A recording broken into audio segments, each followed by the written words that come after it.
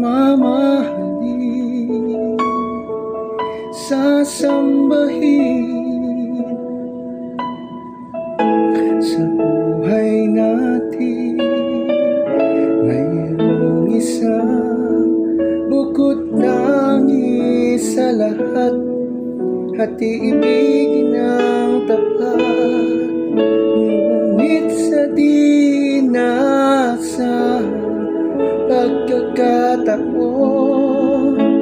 at para bang ika'y nilalaro ng panahon, may ibang nakikilala, at sa unang pagkikita may tunay na pag-ibig na nadarama. Bakit ba hindi ka nakilala na ako'y malaya pa, at hindi ngayon ang puso ko may kapiling na? Bakit ba hindi ka nakilala na ako'y